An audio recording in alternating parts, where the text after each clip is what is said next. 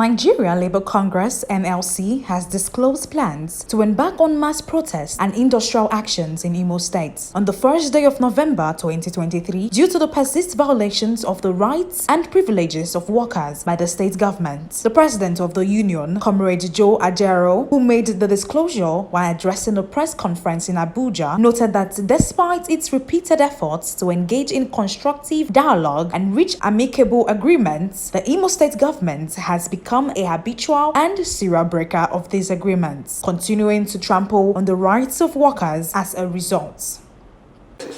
The violent interference and disruption of Imo State Delegates Conference demonstrates a blatant attempt to impose favored candidates on the workers, undermining their democratic rights.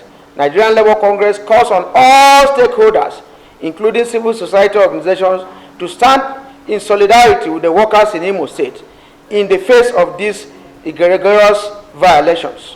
We implore the Imo State Government to honor its obligations and commit to respecting the rights and privileges of workers. As long as it refuses, we will continue in this course.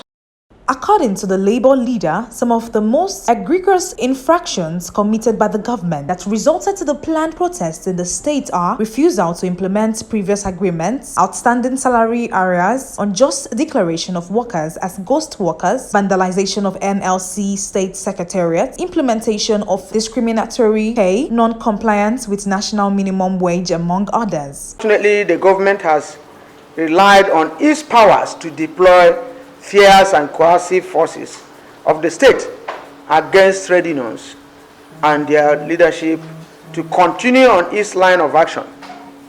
It has allowed itself to be misled in its belief that the continued use of threats and intimidation will perpetually dissuade Nigerian workers from taking their destinies in their hands.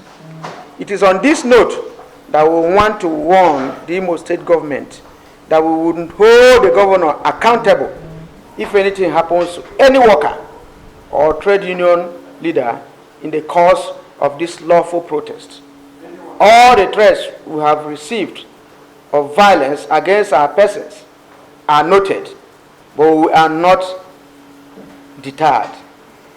On the first day of November, we will begin this march to save workers in Imo State from the grievous harm the government has subjected them to through these past years. Nigerians Labour Congress, while calling on all stakeholders, including civil society organizations, to stand up in solidarity with the workers of Imo State in the face of these egregious violations, the union is also calling on the Imo State Government to honor its obligations and to recommit to respecting the rights and privileges of workers. Reporting from Nigeria's state capital, Soibifa, Jackridge, Top Accolade News.